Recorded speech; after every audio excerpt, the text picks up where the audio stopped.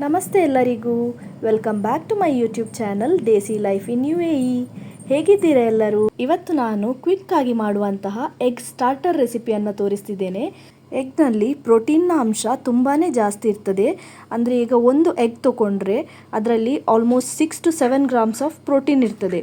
ಆದ್ದರಿಂದ ದಿನಕ್ಕೆ ಒಂದು ಎಗ್ ನಾವು ಕನ್ಸ್ಯೂಮ್ ಮಾಡೋದ್ರಿಂದ ಇದು ದೇಹಕ್ಕೆ ತುಂಬಾ ಒಳ್ಳೆಯದು. ಇದೊಂದು ಹೆಲ್ದಿಯಾದ ರೆಸಿಪಿ, ಹಾಗೇನೆ ತುಂಬ ಕ್ವಿಕ್ ಆಗಿ ಮಾಡುವಂತಹ ರೆಸಿಪಿನೂ ಹೌದು.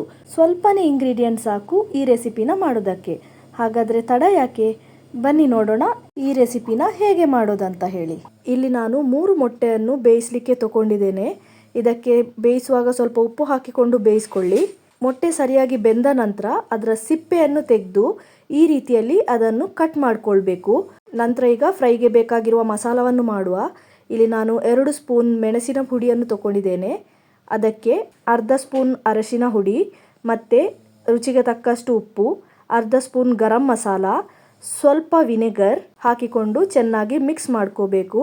ತುಂಬ ತೆಳ್ಳಗೆ ಮಿಕ್ಸ್ ಮಾಡ್ಕೋಬೇಡಿ, ಇಲ್ಲಿ ಕಾಣ್ತಿರೋ ಹದಕ್ಕೆ ಮಿಕ್ಸ್ ಮಾಡಿಕೊಂಡ್ರೆ ಸಾಕು.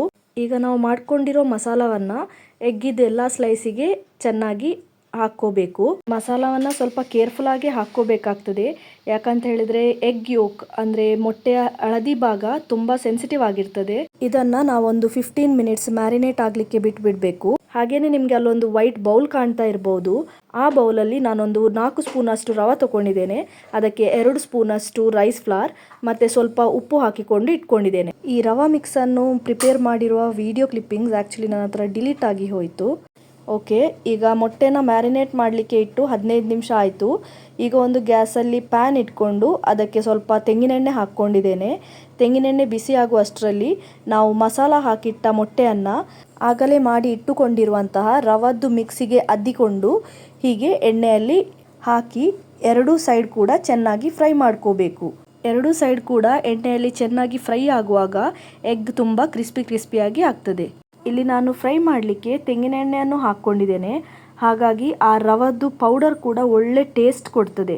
ಇಲ್ಲಿ ನೋಡಿ, ನಮ್ಮ ಕ್ರಿಸ್ಪಿ ಎಗ್ ರವಾ ಫ್ರೈ ಯಮ್ಮಿಯಾಗಿ ಕಾಣಿಸ್ತಿದೆ ಅಲ್ಲ. ಈ ವಿಡಿಯೋ ನಿಮಗೆ ಇಷ್ಟ ಆಗಿದ್ದಲ್ಲಿ ಲೈಕ್ ಮತ್ತು ಕಮೆಂಟ್ ಮಾಡಲಿಕ್ಕೆ ಮರಿಬೇಡಿ. ನಿಮ್ಮ ಫ್ರೆಂಡ್ಸ್ ಆ್ಯಂಡ್ ಫ್ಯಾಮಿಲಿಗೆ ಶೇರ್ ಮಾಡಿ, ಸಬ್ಸ್ಕ್ರೈಬ್ ಮಾಡಲಿಕ್ಕೆ ಹೇಳಿ. ಹಾಗಾದರೆ ನೆಕ್ಸ್ಟ್ ಇನ್ನೊಂದು ಹೊಸ ವಿಡಿಯೋದಲ್ಲಿ ಸಿಗೋಣ ಅಲ್ವಾ. ಅಲ್ಲಿಯ ತನಕ ಟಾಟಾ, ಬಾಯ್, ಟೇಕ್ ಕೇರ್.